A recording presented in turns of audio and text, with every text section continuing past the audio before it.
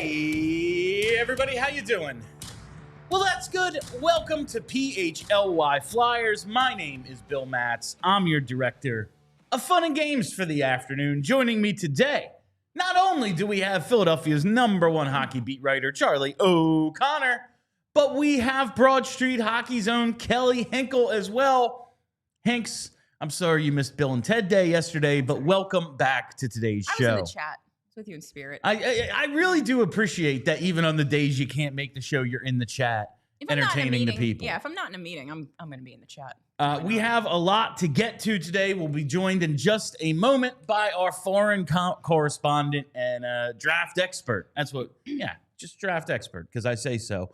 Alex Appleyard, following the publication of his latest article on Porter Martone. But first, we need you to hit that like button. Hit the like button. We are at 40, about a minute into the show, and that's great. But we got to 300 live yesterday. It was thrilling. And you guys asked for it, and it happened in like seconds. yes, I was it was impressed. like 2 minutes, and we got to like 2 something. Yeah. It was crazy. It was awesome. Hit that like button, and something I think we're all really looking forward to. It's that draft party. Come on out to the draft party on Friday, June 27th. I have been told tickets are selling like hotcakes. Whether you are in for the general admission, just $5, come on in, catch the live show, participate, have a great time, or the $55 VIP ticket, which includes a 3-hour open bar, food, and meet and greet with the one and only Bernie Parent. You got to get on it now because they are not going to last. This is not going to be I'll see if I'm free on Friday, June 27th, and then maybe I'll go.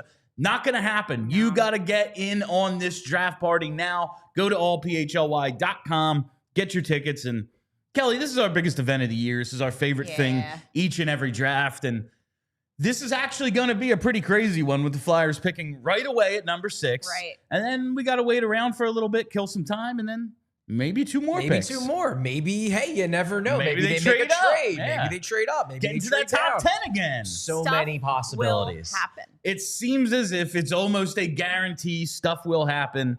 As Kelly always says, no better way than to celebrate the Flyers than with a bunch of other lunatics who care about this ridiculous team. Right. So come on out, all Your mom doesn't PHLY. care. You got to come to the party. Yeah, allphly.com. Come on out.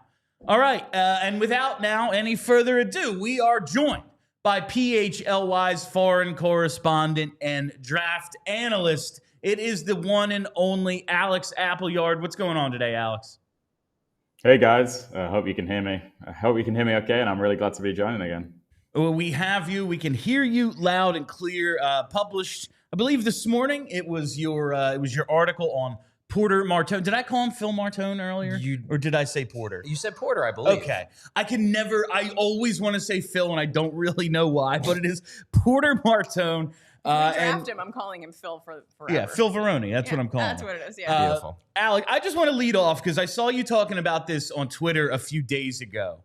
So Martone is an October 2006 birthday, so he's a little old for his draft year. And we've talked about, all right, maybe not as much developmental runway, but you had a different take on it and why it might not necessarily be a terrible thing. Can you fill us in on that? Well, I think it's interesting in terms of the NHL draft and how the offset date is totally different than basically the rest of the junior and youth hockey world, because the junior and youth hockey world goes off calendar year, whereas the NHL draft obviously goes off September the 15th. So one way of looking at it, obviously, is he's older for his draft year. But if you start looking at it as he's played against older competition virtually his whole life. If you look at how he came up through the GCHL, he was playing with Michael Haig on the same line. And also against guys like Dickinson, Parek, Seneca, Jetlachenko. And consistently, he has been better than those guys both last year and also this year. You know, the only guy in the OHL, I think, who was drafted first round last year, he probably outperformed him, was Dickinson. And obviously, Greentree also had a really good year. And then you'd look across the whole of the CHL. I think it was only Greentree and Berkeley Catton who had a better points per game ratio than him this year from the 2006 born guys. And when you see him and what he did this year and what he did last year, and you look at Beckett Seneca going 3rd overall and Iginla going 6th overall, there's an argument he's outperformed both of them last year and this year. So it's funny because I do think that if he was draft eligible last year, there's a very good chance he would have gone top 5 in arguably a stronger draft last year. So yeah, that's kind of how I'd look at it from a positive light. So going into Porter Martone, the player, this is a guy who has a lot of great things about his game, a lot of high-end skills, but I'm curious because you really go into a lot of depth about the strengths of his game in this article, but I'm curious as to, if you were going to categorize him as a player, what kind of player do you think he is? It's a really difficult one with Martone because I think not many players in their draft year have two such strengths that are also quite dissimilar, because he's an incredible net front player, maybe the best in the draft, but he's also probably one of the top playmakers in the draft. And there's a real duality to his game, and you see it in terms of how he plays. Like on the power play, there's an argument to be made that he's a better setup man. And then at 5v5, he might be a better goal scorer around the net than he's a playmaker, but he's still an incredible playmaker.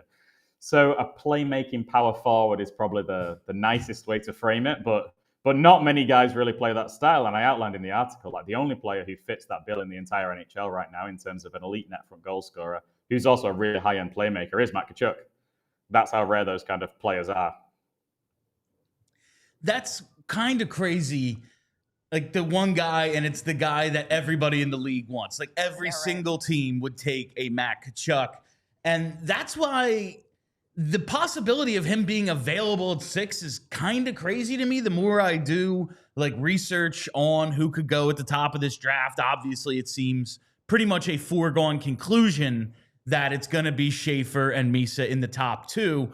But if Martone is available at 6, like why? What are the weaknesses in his game? Why will have Utah, Chicago, and Nashville passed on him in favor of other players if he is there at 6?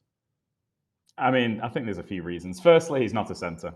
I mean, that's one of the big ones. Like so many people are trying to find that 1C. The Flyers are in that group as well. But Chicago also are talking about potentially drafting Frondell and having him as the second line center behind Bedard. There's been talk of that, and then Nashville and Utah are both we kind of would like a C. So I think that plays into it. And then the other things that play into it, I think, is even though he's a bigger power forward, and he does play like a power forward, people talk about him being like James Van Riemsdyk. I think it's not a close comparison, if I'm honest. Van Riemsdyk had something like 400 penalty minutes in his entire NHL career. Martone has 300 penalty minutes in the last 3 years in the OHL and Canadian international play. And the only player in this draft who's had more fights than Porter Martone is Kashan Atchison. Martone's fought 10 times in the OHL, and he's not good at it. But he's willing. So I think, but he's not a super physical player, and I think that goes against him. And then the other one, I think probably the biggest black mark against him is in some ways his skating.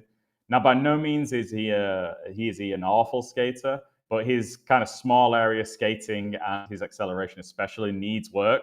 But at top speed, he's already good. Once he gets past that second gear, he's quite fluid. He has a decent stride. He can go past people. He's not actually as bad a skater, funnily enough, as a guy like Matt Tkachuk or Jason Robinson. I think he's a better skater than those guys. But at the same time, he doesn't have that kind of physical dominance that maybe a guy like Tkachuk or a Bennett has. I think some people see a 6'3" frame and think he should throw his weight around more. Not that he's bad there, but I think those things are the reasons he might fall. I just thinking about what kind of role he could play for this team.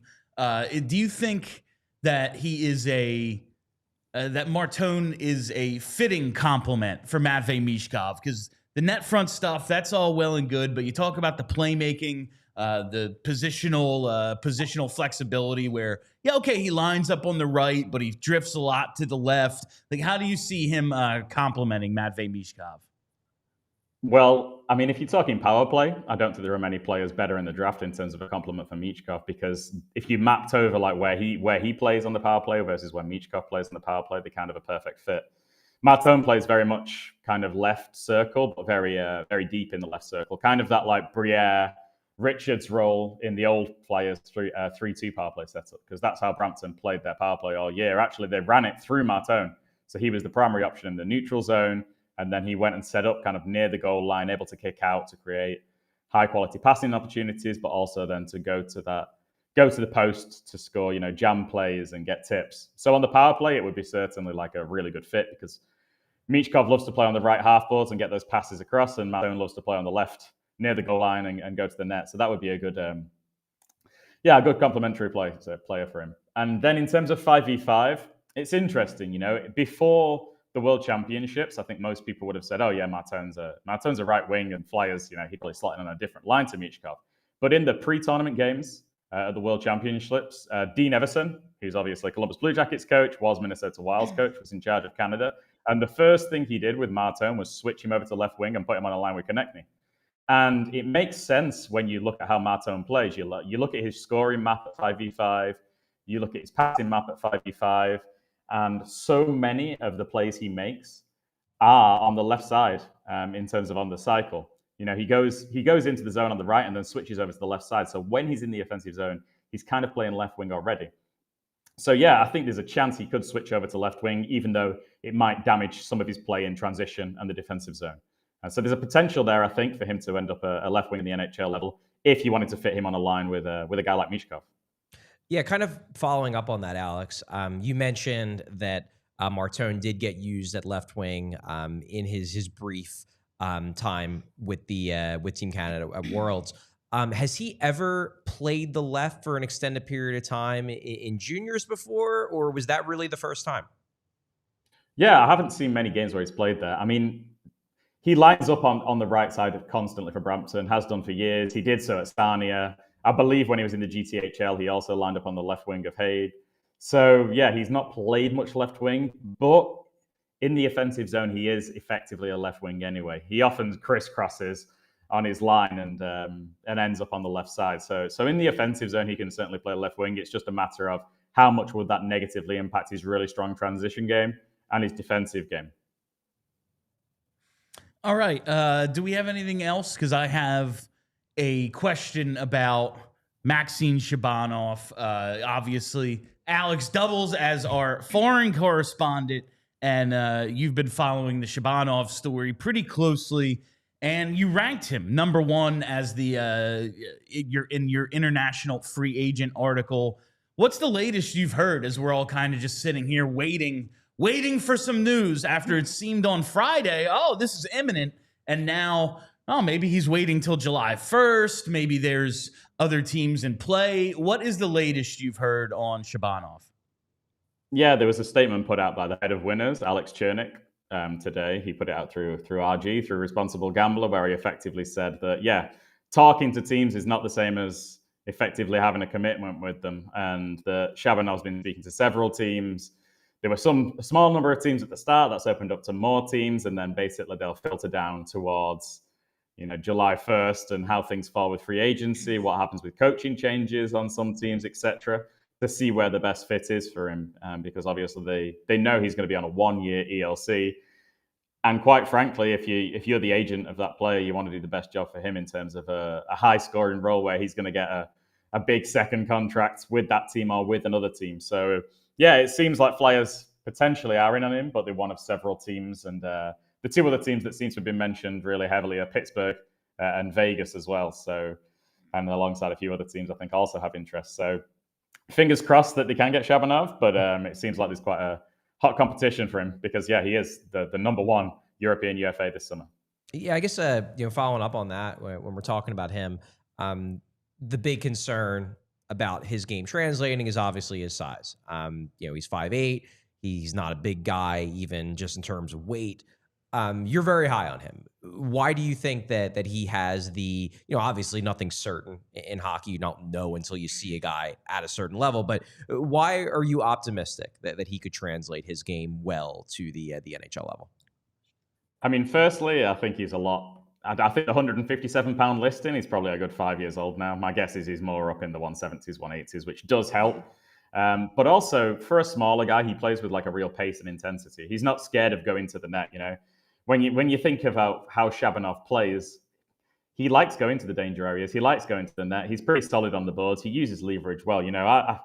The Flyers' current general manager wasn't that much bigger than a guy like Shabanov right now and made his whole career around the net and in the slot. It can be done.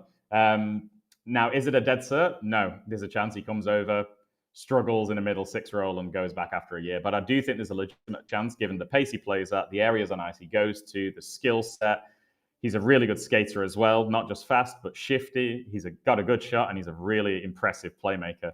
There's a chance that just maybe he could be the next, Kuzmenko impact type of guy, where he's a top six winger in the NHL. And unlike Kuzmenko, he plays with speed and a bit more pace. So yeah, if they get him, there's a chance that he can actually be a legitimate top six winger. And it would probably be on the left wing as well, because even though a lot of places list him as a right wing, he's played more left wing over the last few years in the KHL for Chelyabinsk. So yeah, it's an interesting option if he does come to the Flyers. All right, Alex, who is next on your agenda here for breaking down the potential players that could be available to the Flyers at number 6? Yeah, I'm already working on Caleb Desnoyers, so that's going to be the next one that comes out. It's going to be an interesting one. Realizing things about Desnoyers that I hadn't quite realized before I'd done the deep dive, because I'd watched a decent amount of him, but hadn't really delved into him and watched him really focused in on him shift by shift every single thing he does. There's some really interesting tendencies there. Some things that are going to translate really well, and then some things that also worry me about his game. So yeah, it's going to be an interesting one. We are looking forward to it, and looking forward to our next conversation as well. That is Alex Appleyard, our draft analyst and foreign correspondent. Thank you for joining us today. My pleasure, Bill. Have a great day, guys. Awesome. I always enjoy when Alex is with us. Yeah, it just makes us feel, we've got one of these foreign correspondents, absolutely, and seems to know what he's talking about, which is a bonus. Smart. Yeah. So that was a really strong conversation. But yeah, looking at this, I wanted to get to some of the Shabanov conversation, because saw on Twitter right before the show, it looks like, yeah, man, he was talking, but gonna wait till July 1st, because what if the Flyers, they want to get better? What if they add 2 wingers? Right. Suddenly my 1-year ELC, like Alex said, well, how am I supposed to get paid on my second deal? My first one's going to be for under $1 million. Yeah. And now I'm in a rotation on the 3rd or 4th line. That doesn't really help me put up the 60 points I need to put up in order to get a big second contract. So we will see how it goes. We'll see. I mean, and this is with no inside information whatsoever, but just reading between the lines and trying to figure out, okay, where is this coming from? We know that the stuff that came out on Friday was not coming from the Flyers. Yeah. Number one, it was at places like Sport Express and Russian outlets that were picking it up. And it appears that it wasn't coming from his agency, because his agency is like, hey, wait a second here. We're waiting until July 1.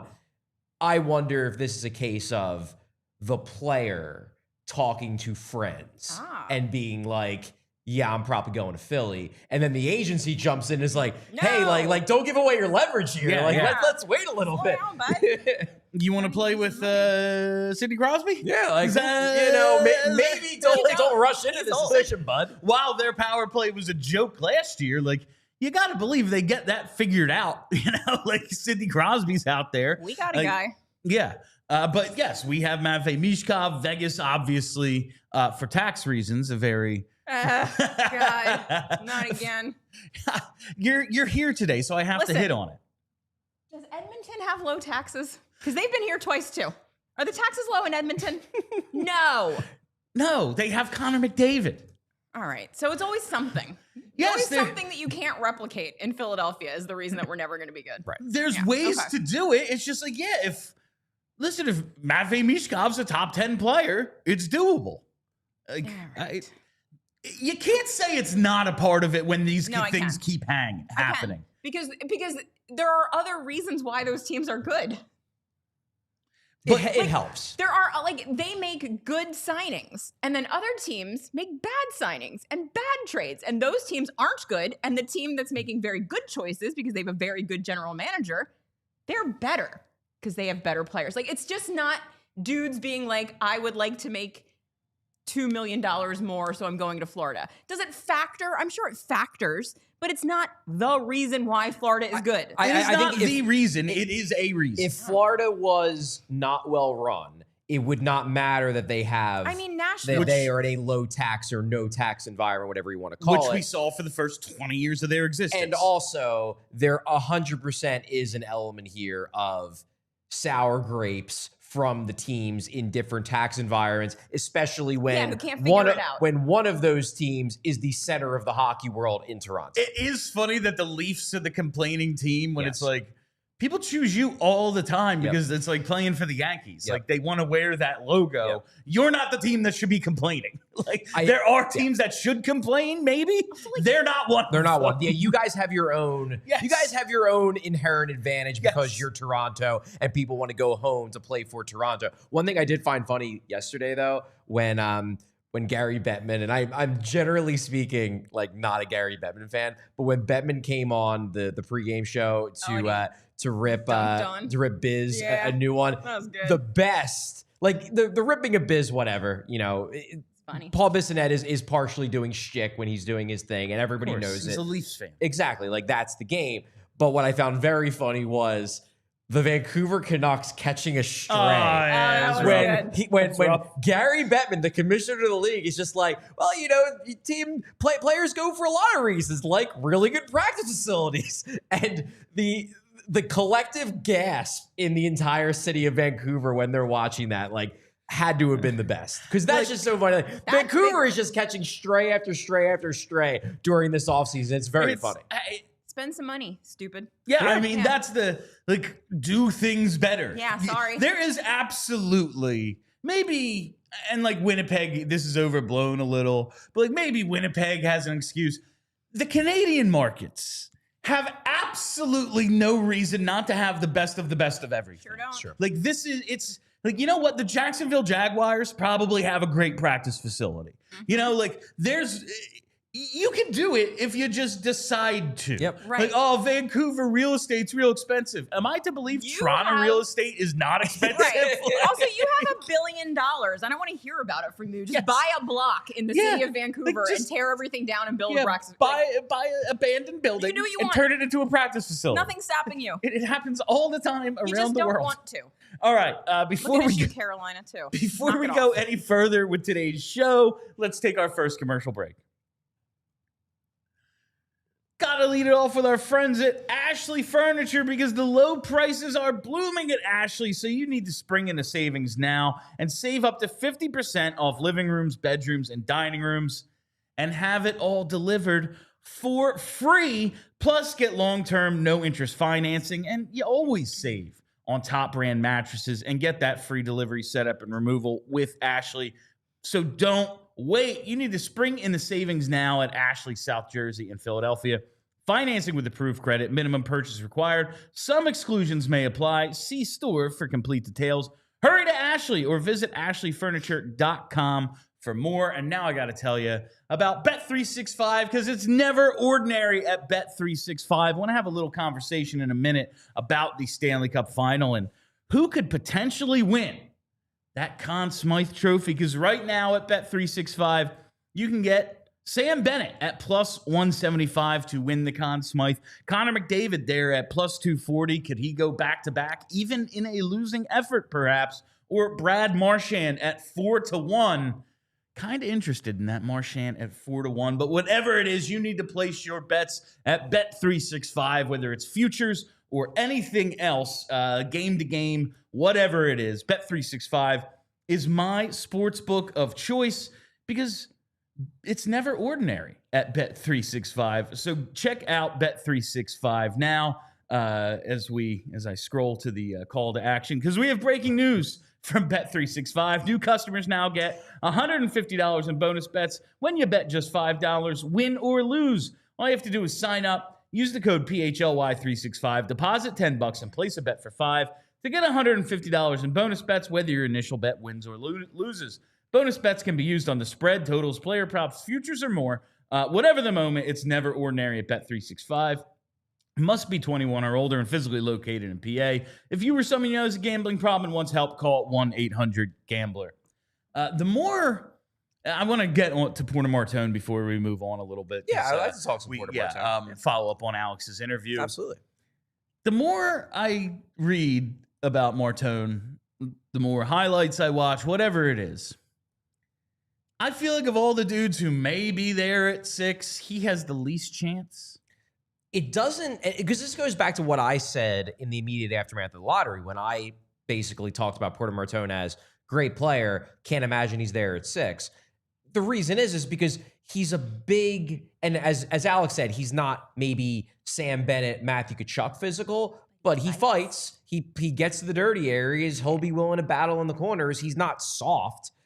He's a 6'3", big, willing to use his body forward, who also has high-end skill. Those guys don't slip generally. Everyone is Florida brained as well. Yes. Scores around the net a ton. Yeah. Scores around the net at 5-on-5 a ton. Very good playmaker. Huge. If Utah's interested in Brady Martin because he's the best body checker in the draft, okay. But we were talking about this before the show. I don't know, why not just go with the guy who's kind of him, but has 75, 80 point upside? Yeah. Why not go with that guy who also scores at a first line level? It seems odd to me that we're even talking about this, but we've said that multiple times now. We said it about James Hagens. It just seems like this draft is going to unfold in a way that if you had told people 6 months ago, they'd be like, what's the matter with you? No, that's not the way it's going to go. Yeah. Well, the way it's working out, Utah to me is the pivot point for Martone. Having teams go from 10-1 and 14-1 also maybe throwing. But I'm just talking about looking at the incentives of the teams. Yes. Because my assumption coming out of the lottery was that, Chicago's going to take Martone. He's an awesome prospect, and putting Martone, a really good big playmaking winger, next to Connor Bedard long-term, they're going to love that. That's the perfect fit. Yeah. But we find out over the course of the next couple of weeks that Chicago basically, they seem to want to build their team, which makes sense. They want to build their team in the model of Edmonton, where they play fast. They're a pace team. They just overwhelm you with speed. So they're not super into Martone because his big weakness is skating. Probably needs to play with a bit more pace overall. They don't like that. Yeah. So you scratch Chicago out. Nashville, while it's possible they go for Martone, and I believe Scott Wheeler in his latest mock draft did have Nashville taking Martone, the general industry consensus is that Nashville desperately needs centers. So they're probably going to go center. They're going to go best available center at 5. Martone's a wing. So you scratch Nashville out. Then suddenly it's just Utah. It's just Utah because Martone's almost certainly not going to go 1-2 because it's going to be Schaefer Misa. Right. Utah is the team where you're like, okay, well, Utah probably should take him, but now we're getting these rumors about Brady Martin. Yeah. So suddenly it's if Utah goes another route, Chicago and Nashville don't seem to make that much sense for Martone, then there is a clear path to Martone getting to 6. Utah, to me, is the big team where it's they probably should take Martone. But if they don't, he could be there at 6. We will see how it all works out. All right, I want to move on to the Calder Trophy voting because it came out today. The inevitable Lane Hudson crowned Calder champion wins. And listen, that's probably who I would have voted for, number 1. He had an historic season as a defenseman. Kelly is trying to hold back her. Listen, the numbers were the numbers. He was really freaking good. Yeah. He ends up winning, and we see the finalists. It's Lane Hudson. Dustin Wolf comes in second. Macklin Celebrini third. Matvei Michkov, a distant 4th. And we kind of saw it working out this way. Only 8 second-place votes, 26 third-place votes. Here is what is driving me insane. Okay. The 4th and 5th place voting here, as you can see on the screen. Michkov gets 6 votes for 5th place. Maybe related. Cutter Gauthier gets 6 votes for 4th place. This is incorrect. Well, those 6 people are not professionals. Correct. They don't know what they're doing, or they did it to prove some sort of point because they cried their eyes out the night that Cutter Gauthier got booed off the ice in Philadelphia. Whatever it is, those people should lose their vote because it's wrong. So I know who they are. Do we want to know who they are? Oh, yeah. Are they all SoCal based? No. No. That's surprising. So, courtesy of Thomas Williams, brought to you hockey.com. So, is it the same? It's not the same. Okay. No. Justin Peltier in Raleigh. Bruce Garriock?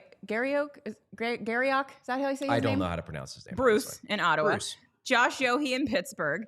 Joe Reedy of Pittsburgh. the AP, a person that's real called Tab Bamford of Bleacher Report. That's a real person. I know that name. And someone named Belle Fraser in Utah.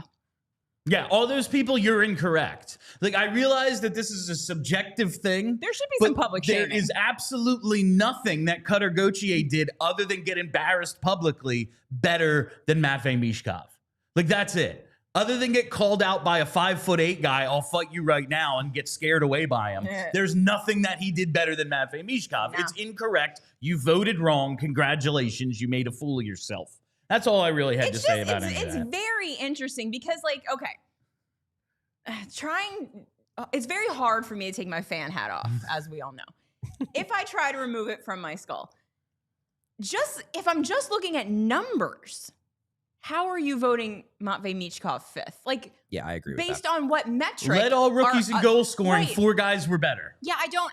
Okay. That's what I don't understand. Like, there should be, like, having one of these votes, I think, is a privilege. Charlie takes it very seriously. Yeah, we can never As just he tell should. Charlie what to do. It's No, he very will never, frustrating. ever Homer vote, no matter what Bill and I do to him. We could kidnap his family. Nothing would change him. I just think that there should be some, like, if you vote in an absolutely insane way, which I would argue those people did, there should be some kind of, like Charlie, who's in charge of the Writers Association, like, you should get yelled at. Like, You should get to hit them. Yeah, like Yeah. a little. I'm only in charge of the Philadelphia Yes. chapter, Well, not the I guess entire. none of your people are bad then. Not the entire PHWA, Kelly. Okay, Don't not bet yet. us on me. Hilarious. Not yet. Yeah. Anyway, How I would just, Charlie have time for this show? I just think, I don't know. It's a privilege to be able to vote for these awards, and there should be some repercussions Just if you like- do it It's incorrectly. like you're wrong. You're wrong if you voted Yeah, him you're fifth. wrong and you're bad. You're Yeah, bad at your job. I don't understand how one could, and not all of them, not all the people who had Michkov 5th had Cutter Gauthier. Yes. over him. No. But quite a few of them did. Yeah. And I don't understand how you could have looked at their numbers, watched their games, and came to the conclusion that Cutter Gauthier had a better season than Unless you Matvei just Michkov. hate Russian people. That is bonkers to me. Yeah. Like, it's not even. I went Michkov over Celebrini. My ballot was, I will fully reveal it was Lane Hudson 1, Dustin Wolf 2, Matvei Michkov 3, Macklin Celebrini 4, Marco Kasper 5. If you went Celebrini over Michkov and your reasoning was, hey, they were real close and Celebrini's the center, I get it. It's not the way I went, but I get it. It is an acceptable point of view in my mind. Yes. No, it's not. Cutter Gauthier was the wing. He Yeah. didn't play center. Nope. And he had worse numbers in every single category. What is the justification? There is no justification. It makes no sense. American. It's Yeah. xenophobia. I agree. I'm not All joking. right. Something else I saw, because, this is basically the Matvei Michkov hour whenever we can make it that way. We're lucky. Apparently they did this last year, but I have no memory of it. An NHL Stars versus Russian NHL yeah, Stars yeah. versus KHL Stars game. And Michkov on the Team West, the NHL players who are Russian roster. Right. And I find this kind of cool. Just like, if they're going to play the game, Michkov is involved. And I don't know. I don't remember this happening last year. The one odd thing is that Kovalchuk is listed as an NHL guy.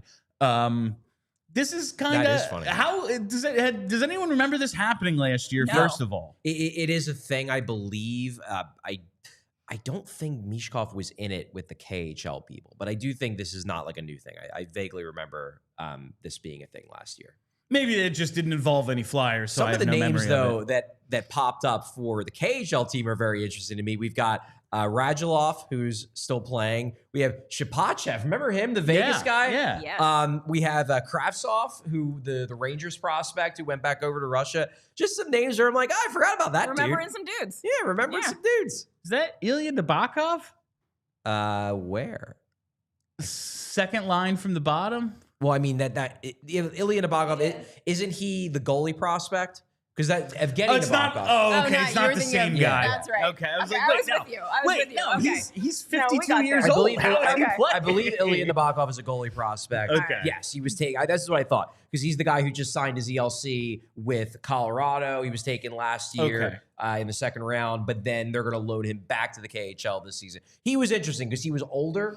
He was an older prospect who had a big breakout year last season. And then Colorado took him early in the second round. I remember him from my draft research from last year. So no, not the San Jose Nabokov. I was like, wait, no, that can't be. He's got to be like my dad's age. It would be so sick if we could watch this game because it sounds. This sounds like a lot of fun. I was a little surprised not to see though Alexei Kolosov's name for Team East. Were you? just showing up to play for the Russians, Yeah, I just to know. be like, Just oh yeah, a I'm little- not coming a little back. F you. Like, Yeah. Just I don't. Looking at those teams, how does the NHL team not win this game like 10-2? Like I don't. They probably will. Yeah. Okay. Yeah, I mean, like the KHL, My- while like maybe the second best league in the world, like Jordan Wheel's really good over there. I know. My only thought was like maybe the whole KHL team gets shipped to Siberia if they lose. They So they've did got a lot of say motivation. I think there was like a part of it where it was like, yeah, the composition of the teams might change a little. Yeah. Oh, Like there okay. might be a little, yeah, we are going to lose 10-2. So guess what, Matvei Michkov, you're on the KHL. And also, team. perhaps, either Vladimir Putin or a very close subordinate of Vladimir Putin goes into the Team NHL locker room before the game and is like, You guys wanna go home? You're losing. yeah, Yeah. Like, we have your passports. You guys want to go back? Because if you do, guess We what you're have not gonna them. do today. Score goals. We want to give them back to Yeah. you, but Maybe you gotta lose. Maybe you gotta lose this game 7-2 to make the KHL look real good. as we complain about xenophobia, Those are, like, I mean, that's just how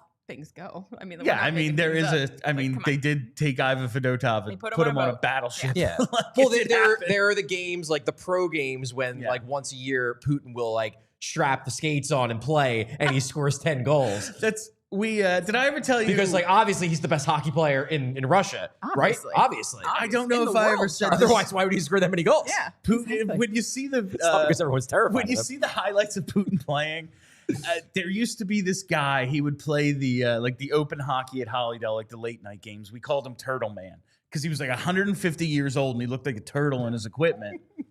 And like a couple times a game, he would get a pass, and then the game would kind of just stop, and he'd get a breakaway, and then the game would resume. And that is exactly what Putin looks like when he's out there playing. Like, oh, look at him. He's on his third breakaway of the game. It's.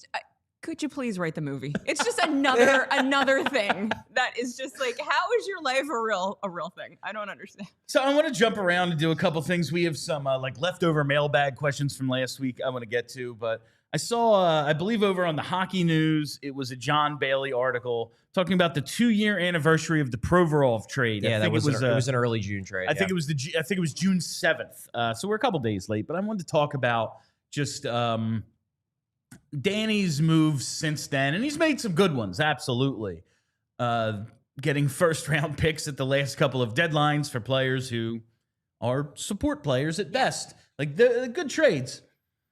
Considering everything that's happened in these last 2 years, is the Provorov's trade still his best move? Well, It was like his spiciest move, I would say. I think it's his best move from a degree of difficulty standpoint because it was a complicated trade that he very clearly won. Yeah. I mean, I think his best move is drafting Matvei Michkov, but Okay, well. that was not a complicated thing. That was just, okay, can I get approval to do it? Yes. I want him. He's awesome. Let me get that guy. And I guess you could theoretically make the argument that another potential best move for Briere was successfully navigating the Russian world and getting Michkov over after a year.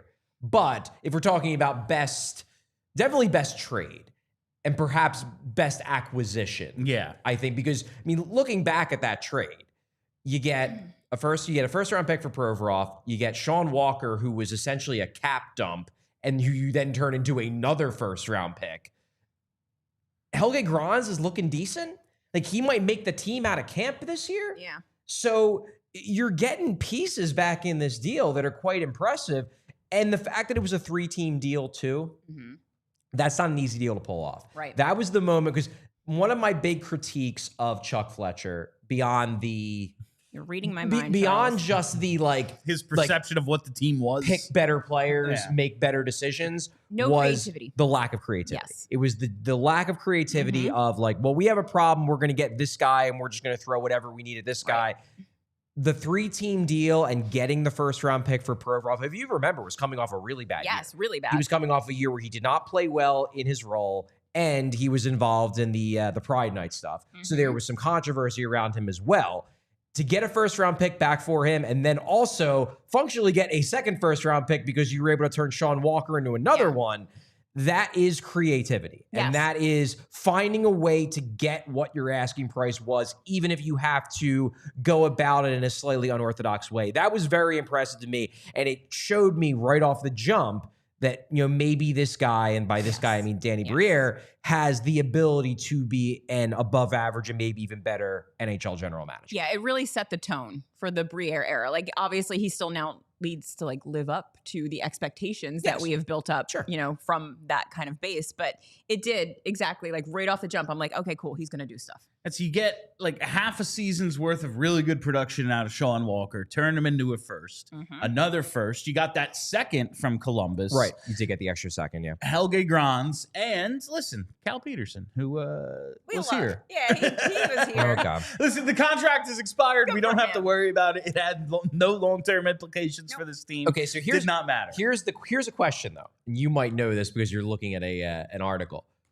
Oh, I just have our Mando read. Oh, okay, never mind. So Ivan Provorov was not the only piece the Flyers traded out in that deal. Which player was also included in the Ivan Provorov deal? I know this. Oh, it's going to kill me.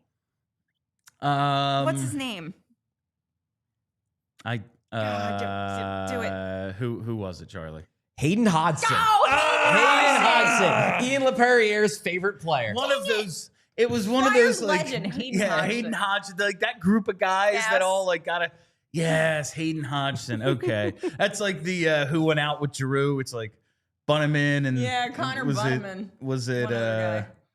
was Rubtsov in there, or there was someone else? I believe Rubtsov was sent out. Yes. Yeah, he it was like a sent bunch out of in that guys deal. who were never gonna even show up. Right. Yes. Like in Florida. Yes. All right.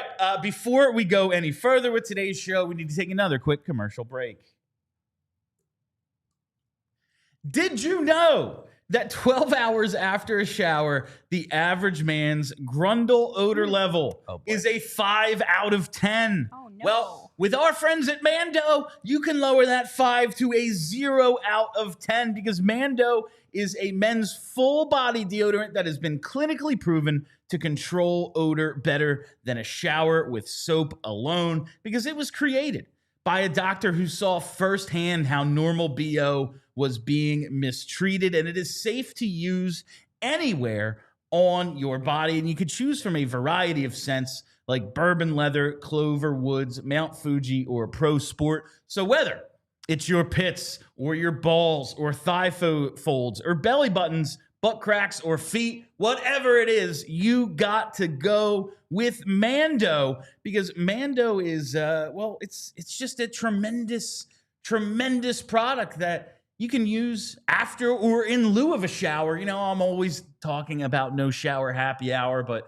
just because you're coming straight from the beach doesn't mean you need to smell like the beach. Absolutely not. So hit up Mando and go to shopmando.com to get your starter pack. Mando's starter pack is perfect for new customers. It comes with a solid stick deodorant, cream tube deodorant, and 2 free products of your choice, like the mini body wash and deodorant wipes, and always free shipping.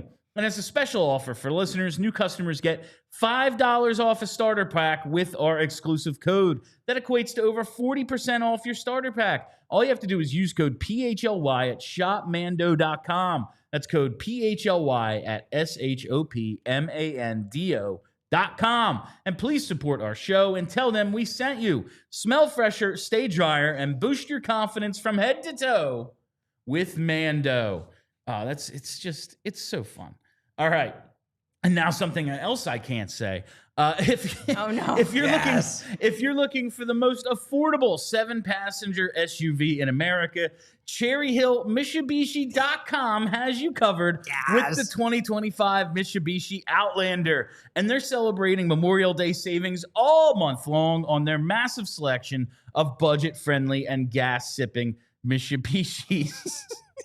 Here's a fact that shocked me. Mitsubishi Motors is number one in customer satisfaction with dealer services among mainstream brands and SUV owners. That's not just me saying it either. It's J.D. Power. Combine that with the best warranty in the automotive business. It's 10 years, 100,000 miles powertrain, and 5 years, 60,000 miles bumper to bumper. Why settle for a lesser warranty and be on the hook for costly repairs down the road? So stop in today and tell them PHLY sent you to receive a $100 restaurant.com gift card just for taking a test drive or completing a trade appraisal.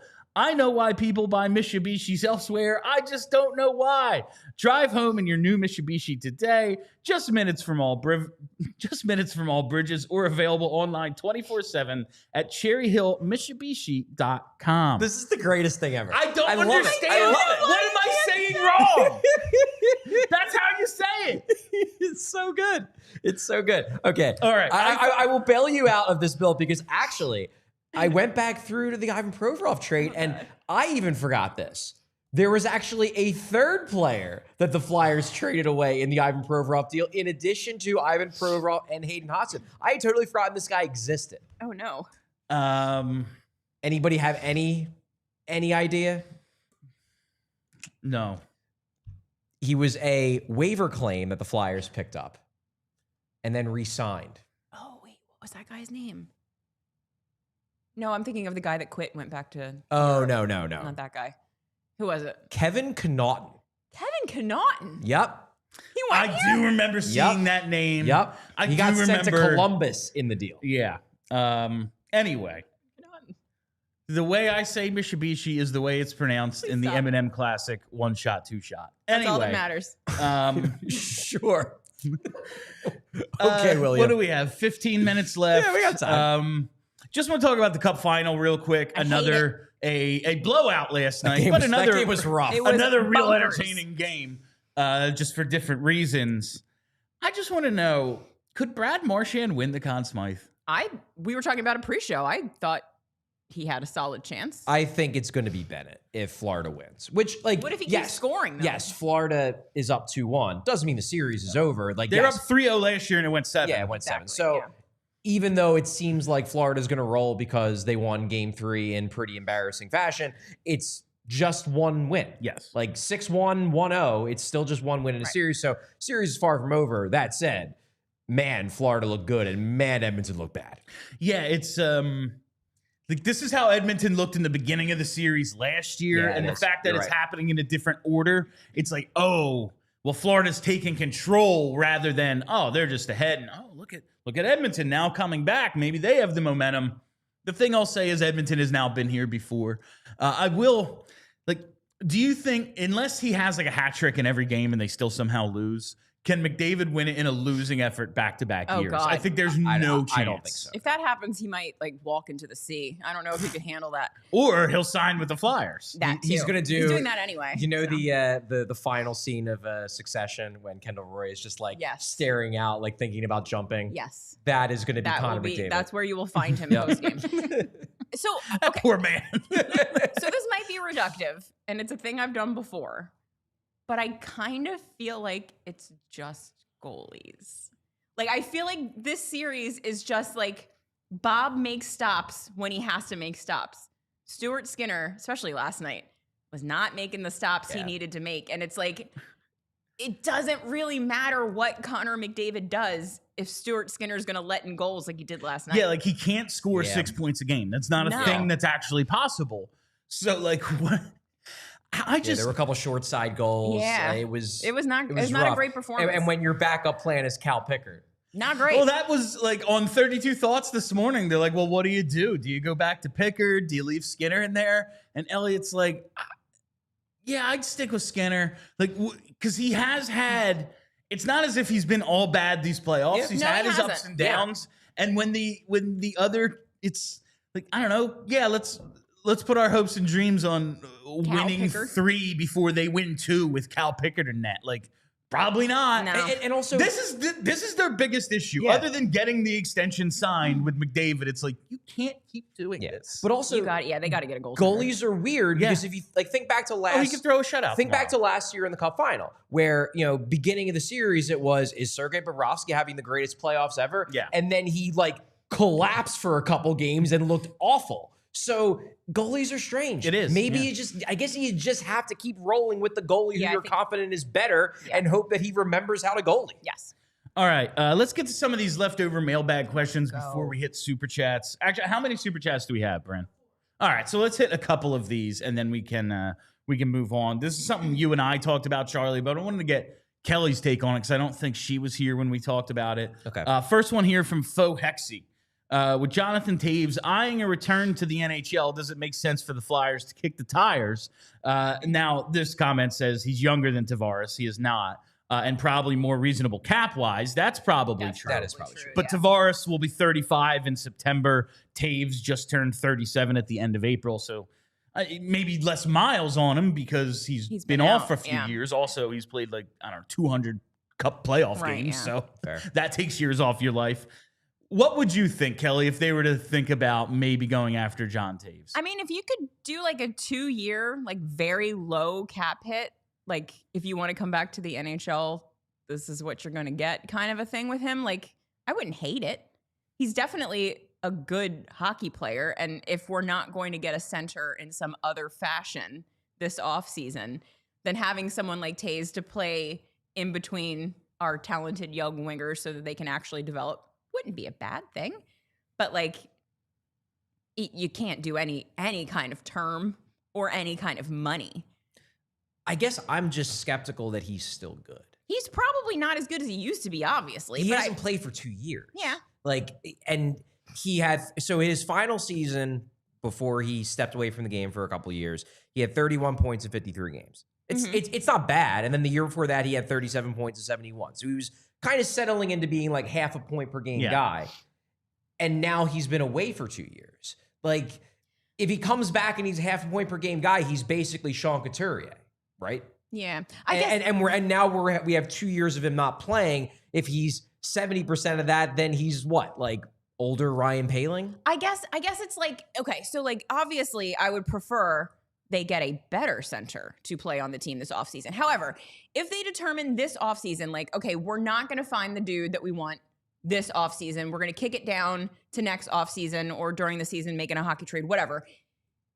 Rolling into the season with the current crop of centers, Fair. not great. Fair. So if if this is just a stopgap 1 year, see what he does, whatever, okay. I don't think that signing him should be any kind of priority. Oh yeah, I agree. Yeah. And I guess where I'm at is I'm not reflexively opposed to the idea. Yeah. I'm just skeptical that he's still any good. I think it's fair. I think kind of where I'm at in my head is I'm expecting him to come back, sign with somebody, and then by mid-December announce his retirement. That's my expectation for Feels Taves. right. I think it's unlikely he's going to come back and be the guy he was 2 years ago, which already wasn't that great after missing 2 years. But I'm not anti-signing or at least looking into it. No. I'm just skeptical he's still good. I just don't it's know fair. why a 37-year-old who has accomplished all this in his career and is just giving it one last try would choose rebuilding Philadelphia instead of Probably wouldn't. one of the Florida teams, Dallas, But why would they want Edmonton. him? Winnipeg's the big one that's been mentioned because he's from the area. Yeah, and Winnipeg, who And they're good. Yeah, they're a good team, and he's from there. Why wouldn't he go to one of these perennial contenders instead of a team that probably isn't going to make the playoffs? That's my thing. All right, let's do the Margaret Harrington question because I'm tired of getting this question and I want to answer it and be done with it. Can we play God Bless America again with Kate Smith? We kept winning when Kate sang. No, we didn't. No, we didn't. No, we didn't. I'm so tired of this. We have decided. Fam, it's been 50 We have years. decided that taking a statue out from in front of a bar is the reason that this team hasn't won in the last 5 years, and we've forgotten the previous 45 They play it all the time. where they played it. Every playoffs. I'm fairly certain that the first time they broke out the Lauren Hart-Kate Smith duet was the Flyers-Devils series in 2000, which is one of the great disasters Not in good, team fam. history. I have to go back and look at the history. It might not be true, but I'm pretty sure it is. Feels right. That is one of the great disasters in team history, that series. If that is like, I just don't understand this obsession with I this don't get thing. it They either. haven't won in 50 years. It's brought- over. they- Let's come up with something new. Every time they needed to win, they would bring it out. And what inevitably happened? They lost. They did not win. So it's just like, listen, if you want to bring it back because you like it, that's fine. yeah. It was nice. I didn't mind it. It was like a fun little moment. The duet's cool, whatever. The duet's great, yeah. If you make that your reason for wanting to bring it back. For the love of God, it was not a good luck charm in any way, shape, or form. It's been 50 years. Just say you like it. That's fine. They have made That's a they reason. have made 2 cup finals in my lifetime. They are 2-8 in those series. Like, Yeah, not good. there is no luck. It's certainly not that. Yep. I'm just Bill's gone Let's- full nihilist. No, in it's this just answer. like, why don't we come up with our own new thing for Yeah. this generation and leave that thing to just be lucky for those teams because it worked for them. It did work for them. And now it's tarnished because they haven't won in 50 years it and we've stopped broken working it out a for bunch of 50 times. years. I think Yes. where I stand is like, I think it would be neat if at some point they break it out. Like, but I don't think it's a huge deal. And I do agree with you that it would be nice if the Flyers of a new generation were to find their own thing. Yeah. But if, at the end of whatever you want to call this, the process or whatever, if like for the first home playoff game, they break out the duet again, like that would be cool. It would be a thing, and it would certainly fit with the new old era of Orange thing where you have, Hilferty and Jonesy and Briere are trying to, show that we still respect the traditions of the old. But I don't think, even if they were to do that, I don't think it should then be like the every time thing. No, let's organically let something develop with this new young team Yeah. that's growing, like the Phillies did with that song. Like, it's got to develop organically. Yeah.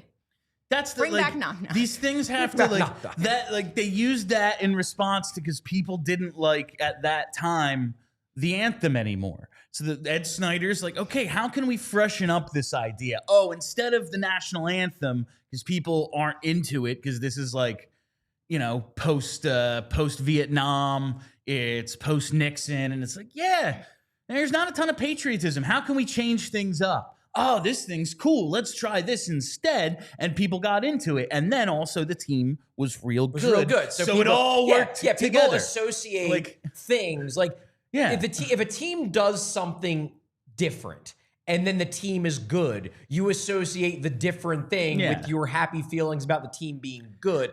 And we really haven't been able to have that with the Flyers because they haven't been good for like a decade. If they get good again, and I think we're all hoping they do. You guys, be because nice. you're fans, me, because like it's a lot more fun to cover a good hockey team than a bad one.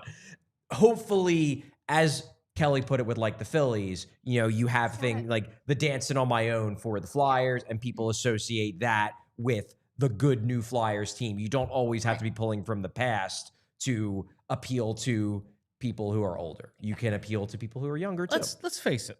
By the time this team's in a Stanley Cup final again, ain't no one alive is going to remember Kate Smith. All right?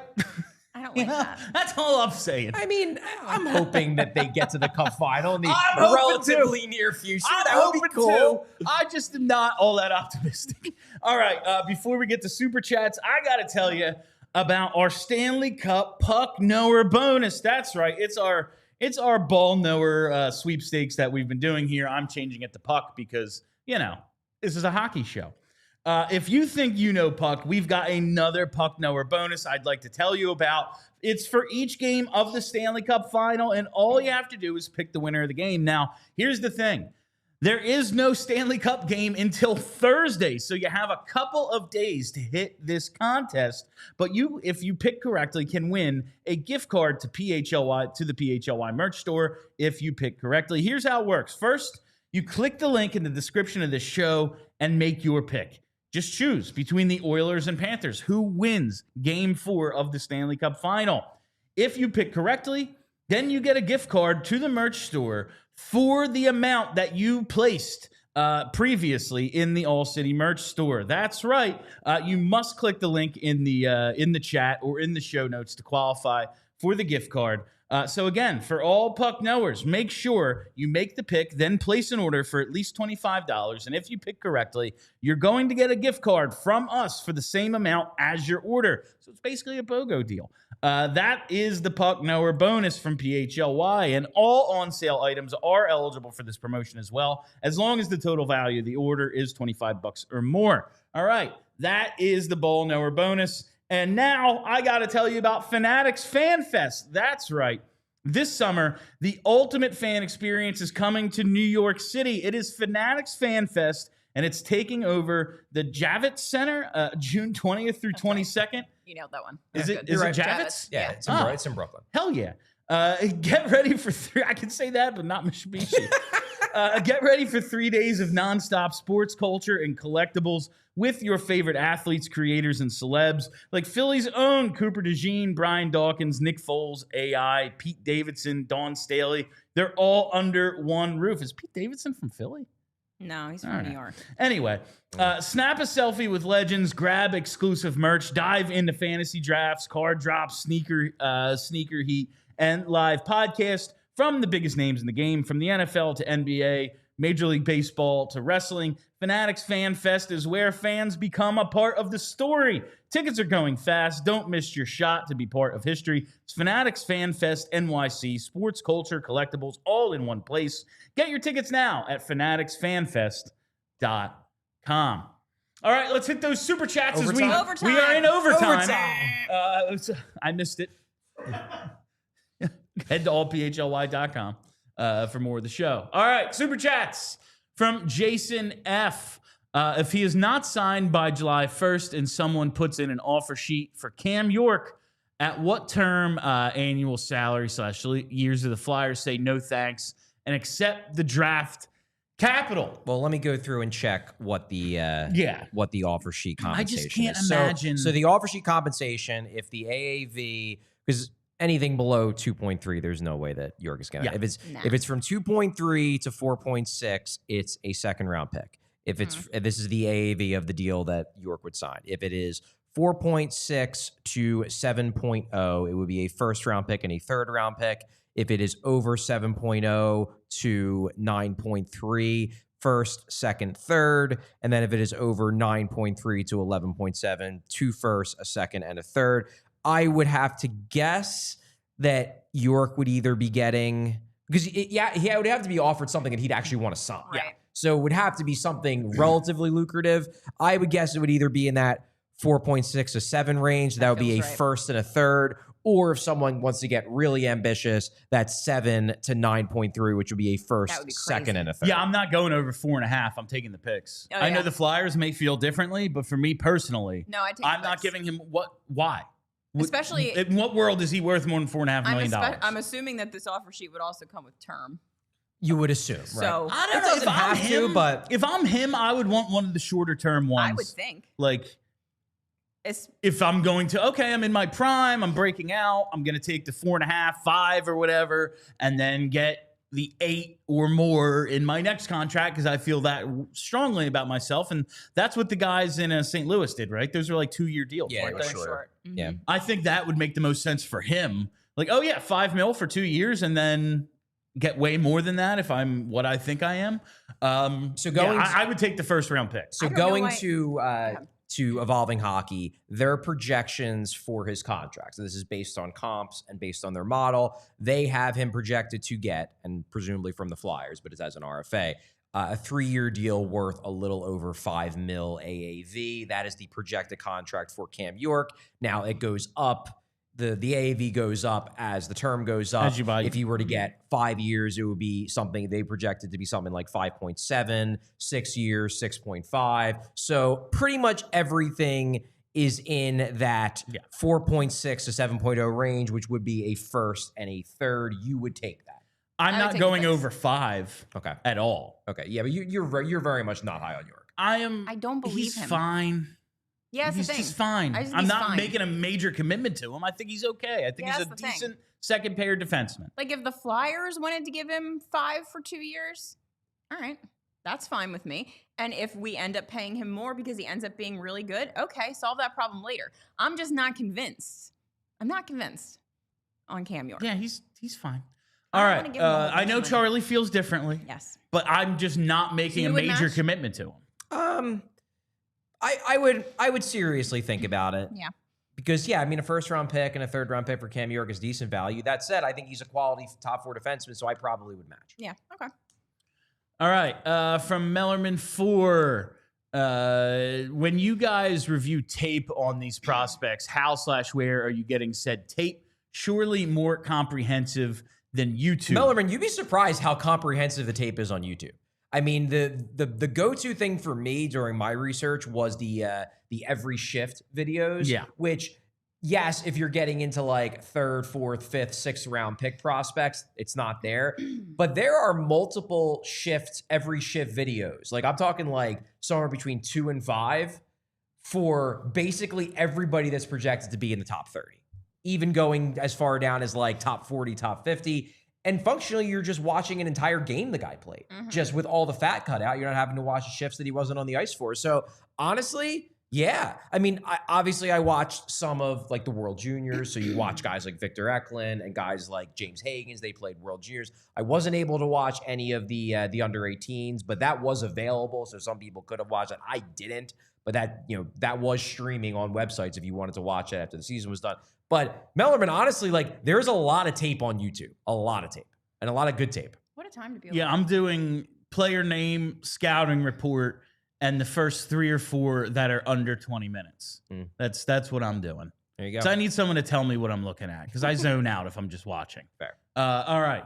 From AV Coppola, curious, any insight why Dillabaugh was retained? Great question. Well, They like him. in fairness, they they haven't fully announced the entirety of the coaching staff. That's true. The implication from the Flyers was that they're at least going to hire one more assistant. It does seem like things are going in the direction of Dillabaugh staying, but I guess that could change depending upon conversations they have with Rick Tocchet.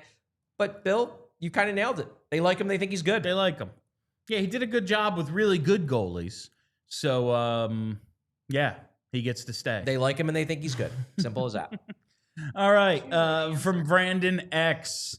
Missed the show yesterday. Sounds like the Flyers like O'Brien too.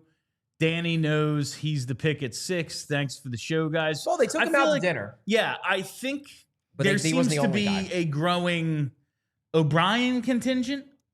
I've I've seen more and more about O'Brien lately. He's a very likable player. The playmaking pops, the skill pops. And also, if you are someone who worries about the Flyers being too small down the middle in terms of height, O'Brien is 6'2". Yeah. And he is going, while he's very thin now, the idea is he will grow into his body and ultimately be something like, 190, 195, 200 while being 6'2". If you are concerned, say, about like, well, it's going to be small if you have Hagens and Michkov 1-2, but you want a playmaker as that center for Michkov. O'Brien checks that box because he is maybe not quite as skilled with the vision that Hagens has, but he's close, and he's 4 inches taller and has more room to grow into his body. So I can see why people who believe that they need a playmaker with high-end skill, but also would rather not be a super small guy, would gravitate to Jake O'Brien. I get it. Would you be annoyed if Hagens and O'Brien were both available at 6 and they took O'Brien? I mean, I would take Hagens. I think Yeah. Hagens is a better prospect. Right. I think Hagens has a higher floor than O'Brien. Yeah. I worry about O'Brien's risks. But O'Brien's the kind of guy where I like him enough that it wouldn't take long for me to come around on the swing, because it still would be a swing on talent. Okay. The way it feels like momentum is going, like Seattle's gonna get James Hagens last year's consensus number 1 at 8. That's the way this is gonna go. All right, from our pal Purple Crayon. What up, Perp? Flyers legend Cal Pickard starts game 4. I'm impressed. I feel like it's on the Things have table. I'm impressed that Purple Crayon didn't do a super chat about Roger About McQueen. Roger McQueen. Yeah, that's showing, serious restraint. Well done. Yeah, you can't do it every day, Well, yes, you can. No, you can. I hope he does, quite honestly. And from Linden49, Sam's shift last night was awesome. Oh, yeah, the 2 big hits, and then he has the breakaway that he scores on. It was a great shift. Awesome. It's a great shift. I love him. I can't wait until someone signs him for like $14 million, and then in 2 years he's I absolute think garbage. if he gets the Conn Smythe, it's going to be 10. Like, I think he gets 10. And I said this to Rachel, we'll have the interview I did with Rachel Dory up soon. I did, there was PD yesterday. That did go up. And we'll get Rachel up eventually. But I was like, I won't even blame the Leafs when they give Sam Bennett $10 million. And she's just, I will. I was like, I don't even know. Like, what can they do? She's like, not that. Yeah, not that. The funniest possible outcome, though, and by funniest, I mean what will anger the most people and make me laugh, is he wins the Conn Smythe, he gets all these offers, and then he chooses to stay in Florida because of the tax situation for like 7.8. I think that is among the most likely outcomes is like 8.2 stays in Florida. And then everyone gets mad. Everyone mad. But like 10 or 11 from the Leafs, I think is very much on the table. It gets leaked that the Leafs offered 10.5 and he chose to stay in Florida because of the taxes. And then the Leafs, of course, end up with Brad Marchand for like $9 million at 40 years old. 37, yeah. All right. And one more came in from Perp. There we go. Roger McQueen Gichow. I love it. All right. And that is all the time we have for you on PHLY Flyers today. Thank you all for listening. Thank you for hanging out. If you haven't already, you got to hit that subscribe button. Follow us right here on YouTube. Set that reminder bell so you never miss a live show. We'll be back tomorrow at noon. But hit the notification bell and it'll remind you whenever we go live. Follow us on Twitter at PHLY_Flyers and follow the podcast wherever you get those. Just search PHLY Flyers. That's it for us. Make sure you come out to the draft party June 27th. Go to allphly.com to get your tickets. I'm Bill Matz. That's Charlie O'Connor. That's Kelly Hinkle. Until tomorrow, let's go Flyers. We all silly like the mayor.